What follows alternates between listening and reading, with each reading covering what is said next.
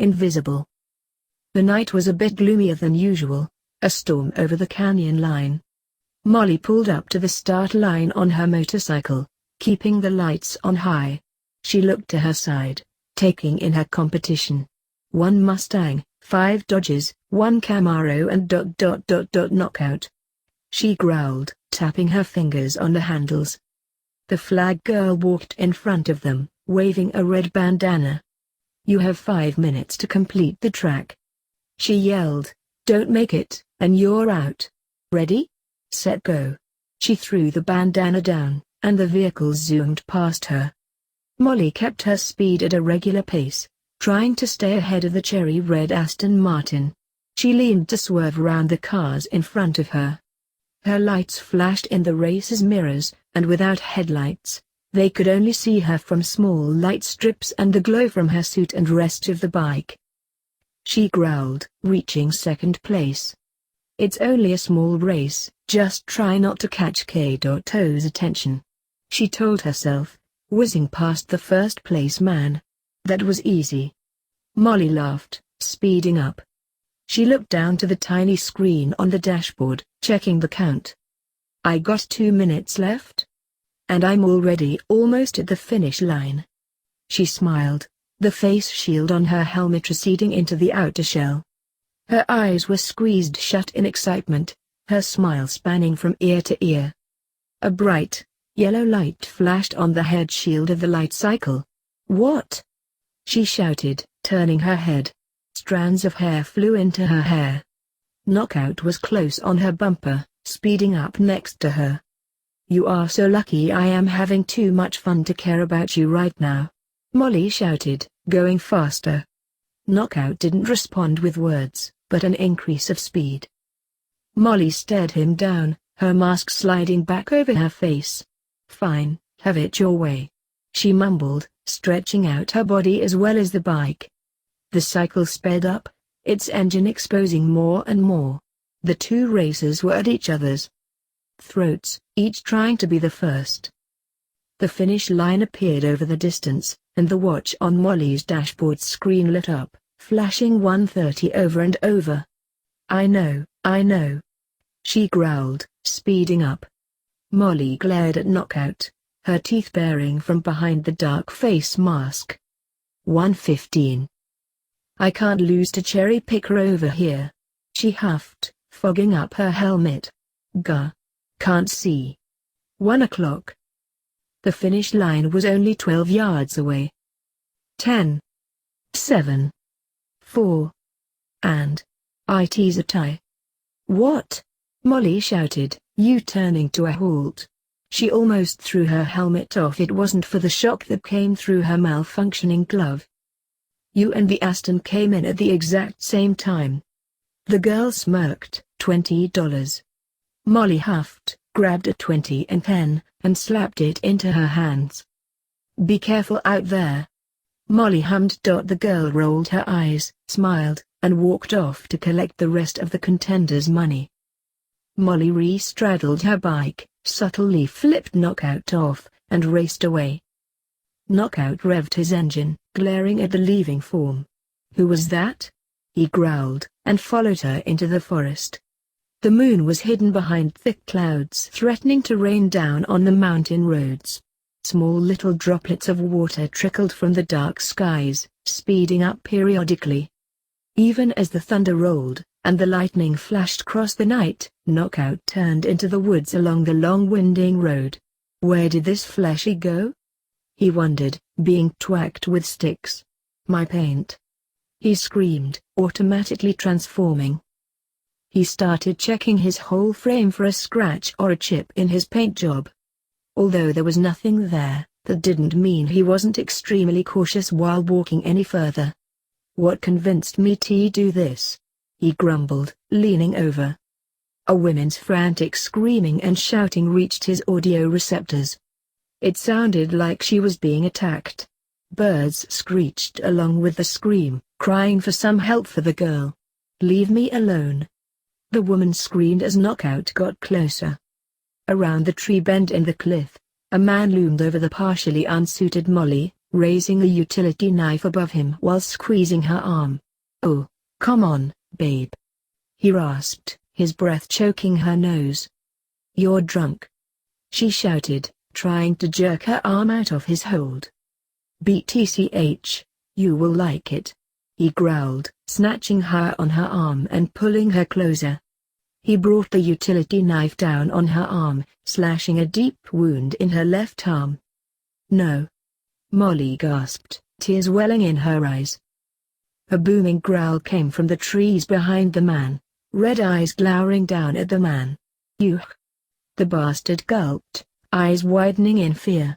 He dropped the knife on the ground, backing away. Knockout's red paint pushed through the leaves, his frame towering over the drunken bastard. Zip!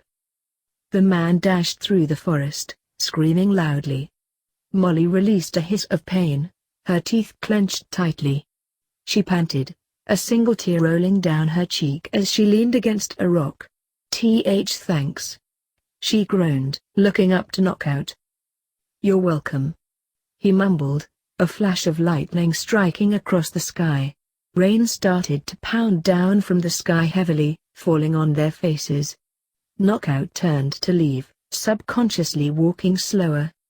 "Wait," Molly called to him, "you can't just leave me here.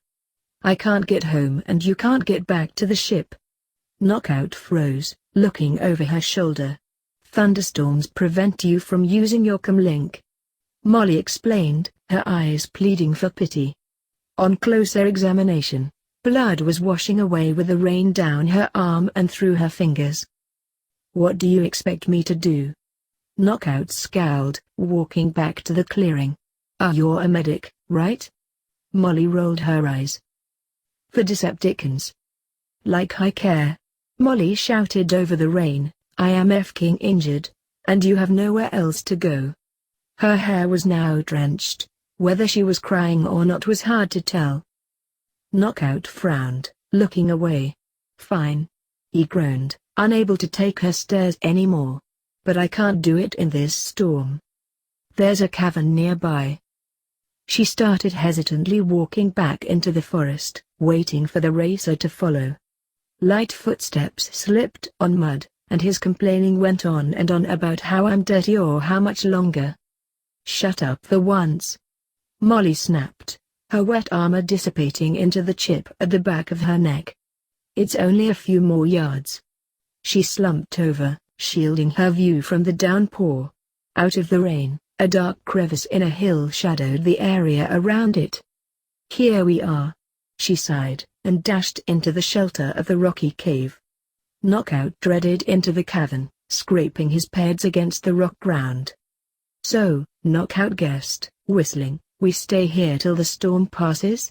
Or—" "That's the plan." Molly winced, sitting down on a rock. "Now," she hummed, wringing out her hair, "you can start stitching whenever."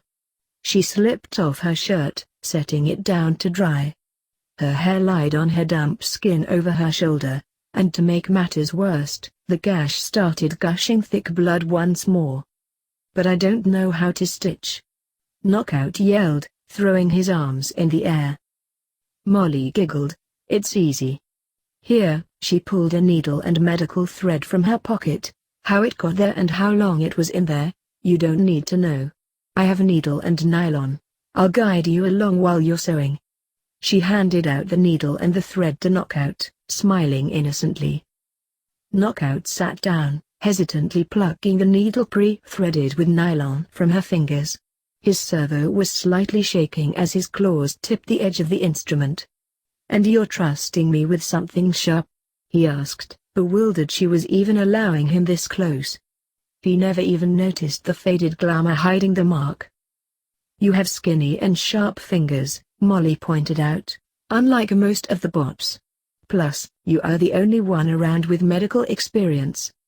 "What is that supposed to mean?" "Nothing." Molly smirked, "only that you care more about your complexion than your patents. Says the one that is still alive." Knockout muttered, slowly piercing the wounded flesh. "The way the needle slips right into your skin makes my nerves itch." "You're lucky you aren't a plastic surgeon." Molly mocked. Or any surgeon, for that matter. Knockout chuckled softly, focusing more on the rhythm of how the stitches were working. He tugged lightly on the wire, pulling the flesh together. "Sorry," he whispered, frowning a bit. Molly nodded, keeping herself as calm as possible. Even if her head was buzzing. Why is he even helping me? He experimented on me. Now, he is sewing a hole in my fracking arm. I'm insane. She silently cursed her own actions to being hurt and seeking help, and looked away from Knockout. "When you're done, and I'll tell you when you're done, I'll help tying the knot," Molly hummed, trying not to look at the needle. "Is this suitable?" Knockout asked, gesturing to the sewn wound. Molly glanced down to it, her eyes fluttering in surprise. The stitches weren't the cleanest, but he did make sure the flesh was nice and taut. Molly nodded, taking the needle. "Thank you." She twisted the nylon, froze it together, and with a swipe of a claw, the thread was cut. The rain came down to a slight drizzle, the thunder far in the distance. "Well," Molly sighed bashfully, "I guess we can come for pickup now." "I guess so." Knockout nodded, standing up. He stared at her from the corner of his optic as she called back to base, pouting a bit. "Yeah, Ratchet? I need a bridge. I'm just outside the Western Rockies. You can find my beacon on the map, right?" "Okay, good," Molly said, rubbing her arm. "Yeah, thanks." She broke the link off, and rushed to her belt. "So glad I keep these with me," she huffed, opening a pouch. There were several large scales and multitudes of smaller scales of different colors. "Dragon scales," she stated, "heals wounds and keeps them hidden." She took a couple of the smaller ones, and snapped them onto her skin where the cut was. "Bots will never know." Knockout slightly smiled, before the whir of the ground bridge came from outside. "Farewell, Knockout." Molly waved, jogging out of the cave. Knockout made a small wave back as the portal closed, and come back to breakdown. "I'm fine, Optimus," I groaned, pushing him away. "It's just train. But your shirt." He pointed out, my top half still partially bare. It was wet. I shrugged, sucking on my straw. Optimus huffed, and walked away. "Annoy Optimus, check." I smiled playfully, combing my fingers through my drying hair. The straw started making weird sounds, and I realized it was empty. I pouted, and tossed the cup into the trash can. I twisted my neck to the side, popping it in the process. I glanced down at my arm, the scales camouflaging with my skin tone. "Thank the stars." I breathed out in relief, stroking the scales. If I felt in between the scales, I could feel the doctor-quality stitching. I'm surprised Knockout wasn't fumbling with the needle since it was so small. Oh well. "Optimus." I turned, hearing Ratchet's overly concerned voice. The screen showed a blinking light going through a canyon area. I had hoped that my growing expertise on the subject would remain for the most part purely academic, but though faint, this is clearly a Dark Energon signature, and it's moving fast. "Megatron," Optimus concluded. I squared my jaw, grinding my teeth. Optimus seemed so stressed ever since Megatron's resurrection, and it has been driving both of us nuts. I couldn't even stick around for lunch because I got myself super pissed. And they were serving M&M cookies. "Where'd he find more of the bad stuff?" RC asked, walking up to us. "And what's he gonna do with it?" Bulkhead asked as well. "Recruit a new army of the undead." "Unless Dark Energon works on Dragon Dead as well," I replied, standing up. "I don't think whoever it is would be trying to raise an army." I crossed my arms. My head quickly turned to Micah when she perked up, and her thoughts were practically screaming at me. "No," I said sternly, pointing a finger at her like she was a puppy. "We cannot rule out the possibility," Optimus stated, putting a finger to his chin, "especially since Megatron seems to be heading to a familiar site." "I don't agree." I shook my head. It's too close together. Megatron seems to plan out his assaults in a similar pattern to the ones a certain dictator from late Orifice once did. I glanced over to Optimus, eyeing him because I knew he knows this. Queen Razorclaw? Optimus nodded after racking his mind. You told me to go through one of the scrolls for more information about her. And after her possession it took her 5 whole weeks to prepare for her next attacks. I continued, the similarities between her and Megatron's strategies are eerily close, and I do not think that this Dark Energon beacon has anything related to Megatron besides where it came from. Are you saying that? Ratchet asked, confused. Just to guess. I shrugged, the hairs on the nape of my neck standing up. A very well-informed guess. I sauntered over to the railing, jumping onto it to gain a little height. Megatron has barely emerged from stasis, Optimus went on, and it seems he's already making up for lost time. Bulkhead, Bumblebee, Ratchet, prepare to roll out. Me? Ratchet gestured to himself. If we are dealing with Dark Energon, Optimus explained, I may well require your expertise. RC bridge operator. The femme nodded, got it. She jogged over to the controls, leaving me in Prime's view. Molly, he started, his optics softening. Do you wish to come with us? Pass. I yawned, holding up her hand. I've had enough Dark Energon in my system. Agreed. Optimus smiled, and turned away. I blinked slowly, bit my lip and watched him walk away. Please stay. Safe. Go get Bulkhead. Bring the hurt. Maiko called behind her, sketching something in red pencil. I looked over her shoulder to see her sketching a picture of Optimus fighting someone. May I see your sketches? I asked, plopping down beside her. Sure. She chirped, handing her book to me. I flipped through the pages, seeing many, many drawings. One of me in wolf form. One of me in dragon form. One of me and Optimus. Maiko. I shouted in her ear, my face flushing red in embarrassment. She snickered, taking the journal back from me. Thought you might like that one. She smirked, flipping to a new page. I huffed, laying down. Don't let Optimus see that. I whined, covering my face with my hands. I heard Jack say something about how that's not like Maiko not wanting to go, and frankly, I agree. Her mind was obviously ticking in more ways than one. The ground bridge came on with a zap, and I briefly looked up to watch them leave. And watch Maiko run off. Oh damn it, Maiko! I shouted, chasing after her. She jumped a fraction of the steps, sprinting to the bridge. Jack and Raph followed us, and RC seemed oblivious to all of it. Jack raced in front of me, my legs trying to keep me balanced. It's not safe, Jack claimed, snatching her arm. I am not gonna miss my first zombie-can throw down, Maiko shouted to us. Maiko, I've been in one.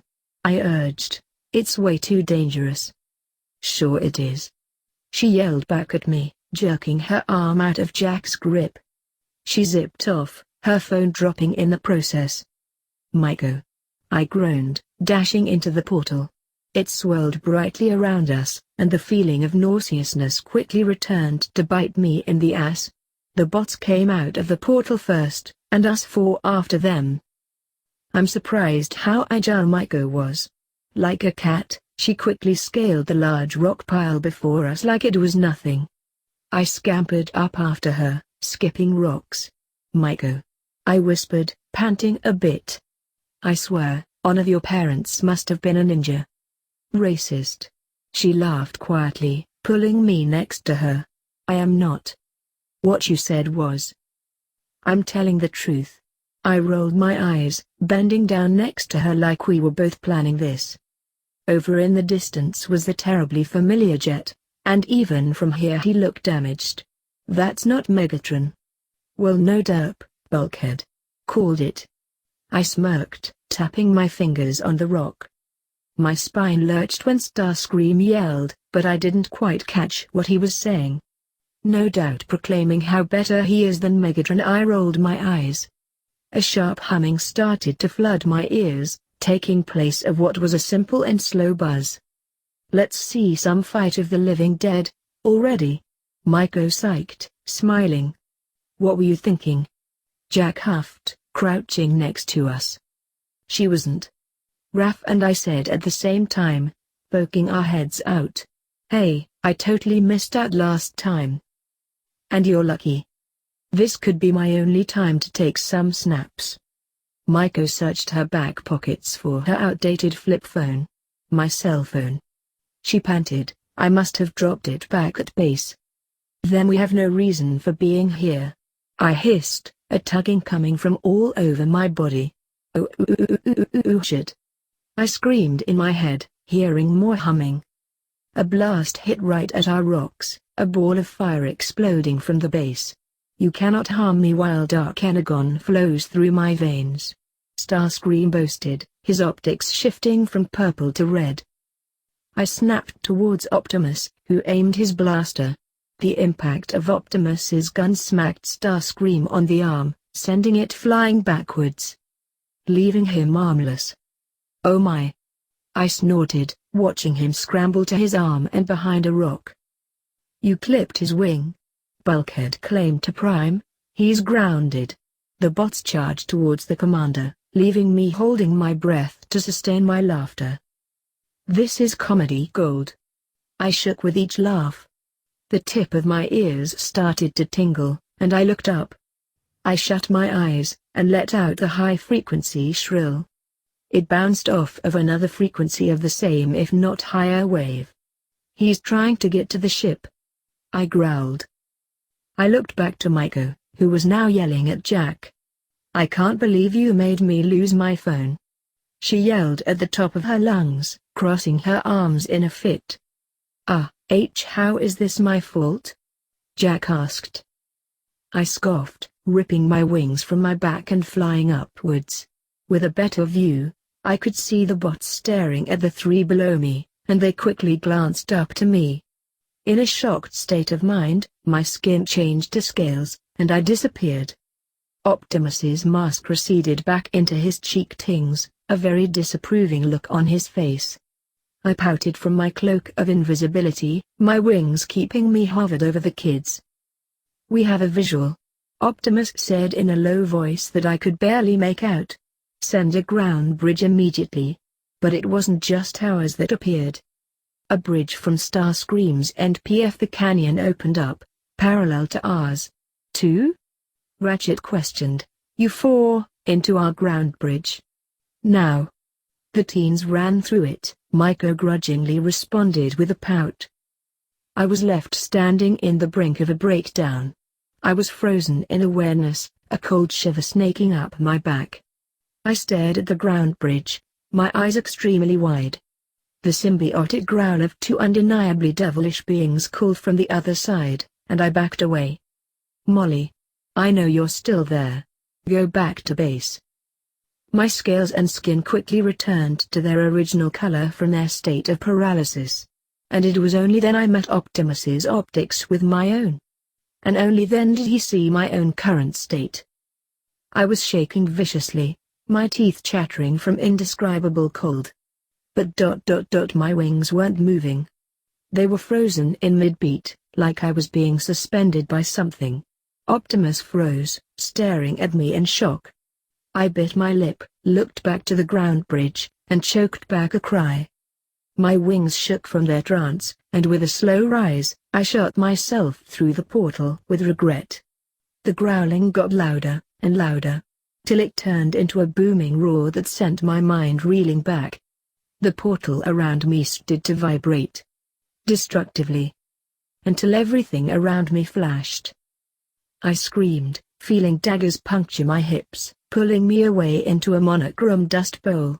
When the pain went away, I was back on my wings, hovering above the clouds. "What?"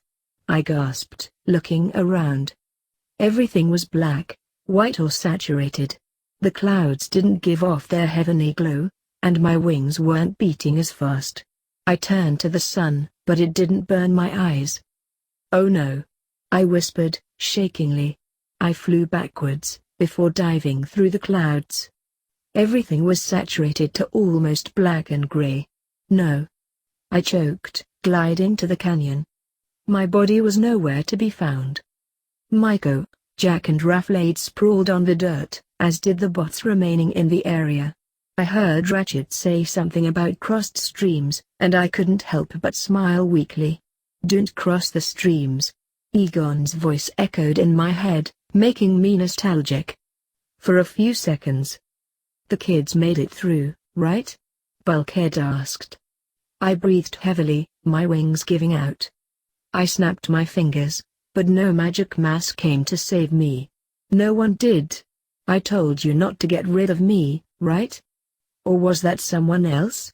I growled, shaking my head away from the voice. RC, did the children make it safely back to base? Optimus asked through the link. Then, Bulkhead stepped forward. Maiko phased through him, screaming. I stammered for words, biting my fingernails.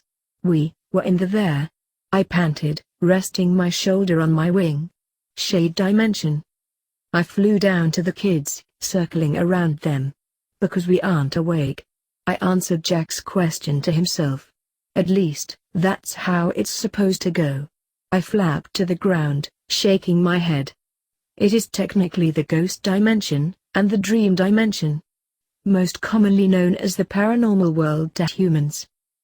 I looked to the bots who were walking away. Ratchet.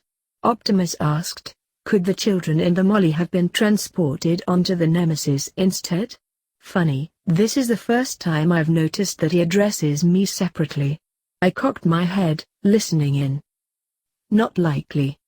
Ratchet answered, if Starscream didn't arrive at our base, the most likely explanation is a dislocation. The children may have simply been bridged to an unintended destination. I gulped, flying next to them. I'll leave the kids to decipher this on their own. I heard Raphael tumble through his theory, and I couldn't help but whimper. I couldn't tell them we were fine. I couldn't tell them we are safe. I couldn't tell Optimus I was right beside him. Look. Optimus pointed out, Skyquake's tomb is empty. How did we miss Skyquake rising and shining? Bulkhead asked. It would seem Starscream got what he was looking for. Ratchet claimed, gazing down into the hole. Another matter for another time.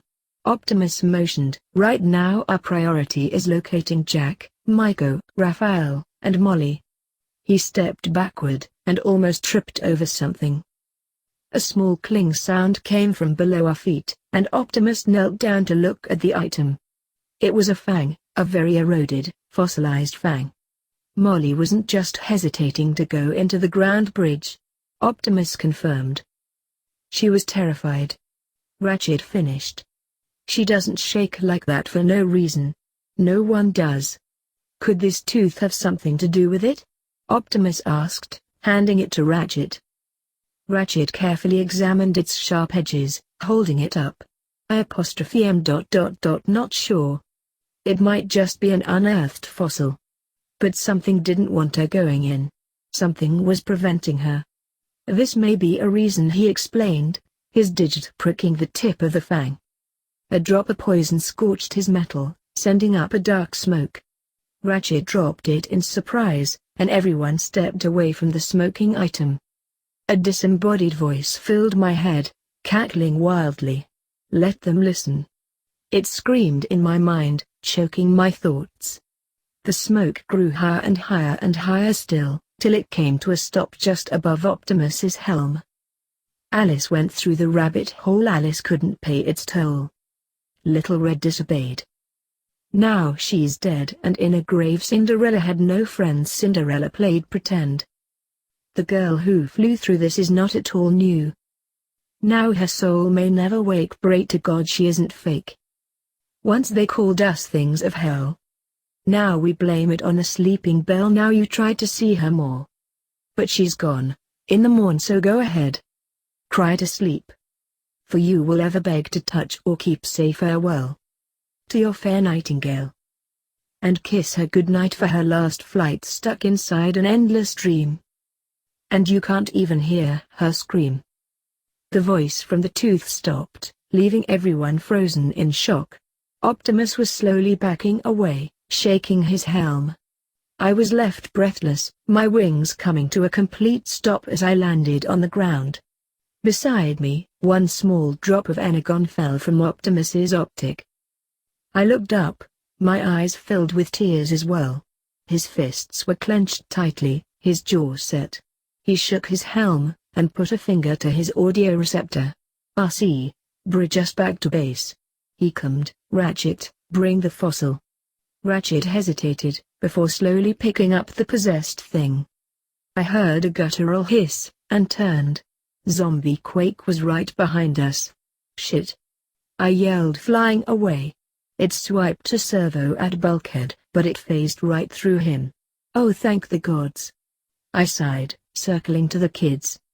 He's stuck here with us. I barked, running.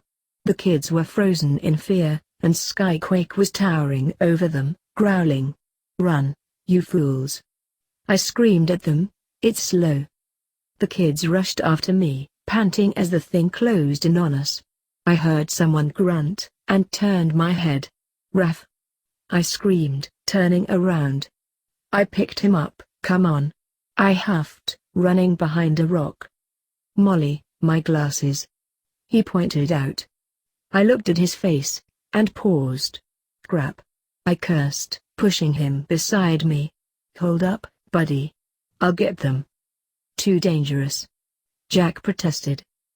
He can't see, Jack. I growled, unless he knows echolocation. He needs them glasses. I shoved a finger in his chest, and peeked from behind the rock. What are 90? Maiko taunted. Maiko. I scolded, this dude has WIQ, I'd shut it. She scowled at me, and crossed her arms. Fine. She said, and ran to the middle of the gorge. I was about to run after her, but then she grabbed the glasses. Skyquake loomed over her, and she dove away from his foot. Hoo-yah! She boasted, running back. Here ya go, Gramps. She smirked, handing the spectacles to Raph. Let's book. I sprinted away, dropping to all fours. It turned to a full-out gallop, my paws now stomping onto the ground. I barely heard what Maiko said about a trap, but then she said hide. And what will hiding do? I howled at her. We don't have our knights in shining armor at the moment. My tail flew behind me, my mane of brown fur tossing in the air. I couldn't keep my breathing from hitching, and my eyes were watering like Niagara Falls. When we were a relatively appropriate distance away, we were panting on our knees. The best thing about zombies, Maiko panted, they're slow-moving. I smiled, my tongue hanging from my snout. Damn right. I breathed, leaning up on a rock. My ears twitched, a ringtone coming from your phone. I shouted, jumping up to Jack. Jack tore it from his pockets, flipping it open. Hello? RC? He answered in a rush, hello? RC? All I could hear was static from his end. Nothing. He sighed. Gee, imagine that. Maiko said sarcastically, the fourth dimension has lousy cell phone reception. Actually, we are in there. Who cares? Maiko waved me off. Wait, Jack stopped us. Guys. The phone rang. No duh. We're getting a signal. Well, of course we are, I shouted. We are in the shade dimension. The place you go when you lucid dream. How else do we make plans here? I scoffed, amateurs. Sorry, we aren't of your kind's intellect. Jack frowned. My kind? I growled, tell it to the ones who won the war. What war? Jack yelled. You keep talking about this war, but not what it was. It's the war that finally settled on what you humans believe today. I raised my voice louder, and to think your species almost won. I snarled, crossing my fur-covered arms. Guys! Raphael shouted, tugging on my fur. Back on topic. Maybe the Autobots can't see or hear us because we're moving at hyperspeed or something. What? Like the movie Epic? I scoffed. Get real, ref. It's a better and more scientific concept than what you're saying. He frowned. Science doesn't explain everything. I screamed. Why does no one understand that? I paced back and FRTH mumbling quietly. Can they read us? Jack asked. Texting. Raph realized. Text me. Maiko agreed. If my phone's back at base, maybe they'll see it. I huffed, rolling my eyes. It will work, but I don't see why they won't listen to me. I turned, noticing the slouching Decepticon. Guys. I tried to catch their attention. Can you text and run? Raph questioned, looking up. Skyquake roared, making me sprint for my life. Thank goodness for track. I screeched, running in between his legs. Deja vu, Maiko exclaimed, looking behind her. Doesn't this look familiar to you? I asked Jack, Raph on my back. Not really. We just ran one big circle. Maiko shouted. Slam. I crashed into something metal. I rubbed my head, groaning. What? Oh, Starscream's arm. I noticed, getting up. It must have gotten trapped in here during the explosion, too. Raph claimed. The ground shook with every step the beast made, getting closer to us by the second. If it's solid. I looked back to it, smirking. We can use it. I jumped up, running to its forearm. Come on, I grunted, slamming my body into it a couple times. Help me move it. The kids got next to me, and though it was a struggle, we managed to direct it forward. Anyone know how to fire this thing? Maiko asked, searching for a button of trigger. Cybertronians make motions when firing their weapons, I explained, walking in front of it. Since it's positioned on the arm, you might have a trigger finger. I stroked the metal, trailing my claw down to the tips of them. Ouch.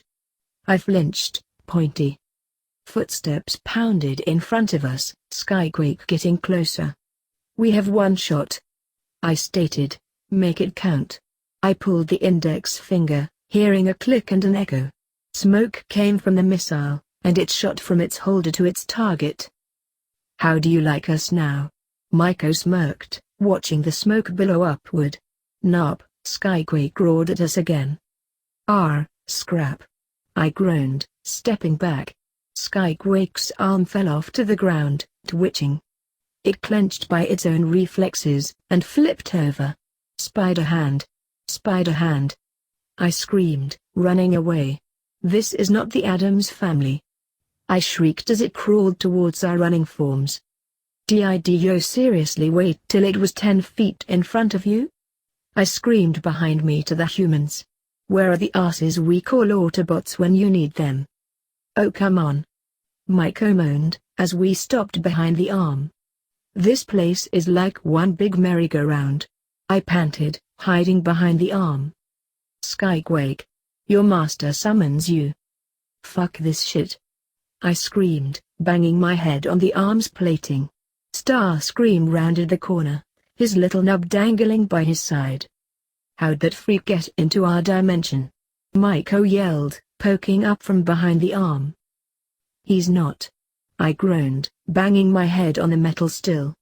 Can I just stab myself and be over with it? I shouted, unsheathing a claw. Molly, Maiko calmed, put the hand down. She pushed my arm back to my side. Fine. I muttered, rubbing my fur. Forget Starscream. Maiko shouted, looking behind us. We gotta run. Some more. She groaned the last part, sprinting. The whir of a ground bridge popped up before us, making me stop. A ground bridge portal? Raph questioned. That has to be our way out. Jack nodded. The Autobots saw our text. Maiko rejoiced. I smiled, my teeth flashing in an excited grin. If we go through, we run smack into Starscream. I pointed out. But if we don't, we are hand chowder. I held out my hands, weighing them like a balance. Let's take our chances with Screamer, I moaned, and trotted through. I tried to look like a normal wolf, just like 5 times bigger. Humans and an earth dog? Starscream growled. Where did you vermin come from? The hand shot out of the portal, grabbing Starscream's face. Whew! I yelled, standing up. My fur changed to skin, my snout shortened and my ears disappeared. Human. That's what I was. I smirked joyfully, seeing another bridge open in front of us. Optimus walked through first, making me smile in relief. Or fear, I don't know. Jack, Maiko, Raphael, Molly he addressed. Optimus! I shouted, smiling. Maiko grabbed my hand, and looked down to my feet. Molly. She gasped, your legs. What about them? I asked, looking down. My breath caught in my throat. From my waist down, my legs and hips were torn and shredded, like it was some sort of massacre. My eyes widened, and I stumbled back. The blood was almost dry, and I could feel stabbing in my back. Molly? I heard Optimus shout. The world grew dizzy, and it filled with blood. I'm just gonna rest my eyes. I lied, and went limp. Where am I? I wheezed, my eyes fluttering open. My legs felt stiff like I have been working out, but my waist was filled with sharp shooting pains. Molly? I heard a disembodied voice say, are you alright? Maiko. I hummed, blinking away the blur. Maiko's gold-brown eyes were staring down at me in worry, like I have been missing for some time. Don't move, she said, and reached towards my face. With a slow rip, a bandage was pulled off of my head. There. I propped myself up on my arms, shaking my head. What happened? I asked, rubbing my eyes. Why your legs? They were like something. If only I. Maiko blabbered, clutching a blanket. What happened to my legs? I asked, looking down to where they should be. I ripped the blanket off of my legs, and froze. They were perfectly normal. When you came out of the shadow zone, they were torn to shreds, like you were stuck in a wood chipper. Maiko explained. When you fainted, and we brought you back, your legs mysteriously healed. Ratchet said that it was a miracle you could even stand. I hummed, and swung my legs off of the couch. I feel fine now, I assured, standing up. It was like I was only asleep, nothing hurt. I twisted my neck to get it to pop, and rubbed my knuckles. Is Optimus? I'm here, Molly. I turned, meeting his face. Good. I sighed in relief. And question. I crossed my arms and tapped my foot. Why am I always the one who gets hurt? On almost every mission. You only got sick once, I pointed to Optimus. You were possessed once, I pointed to B, but me?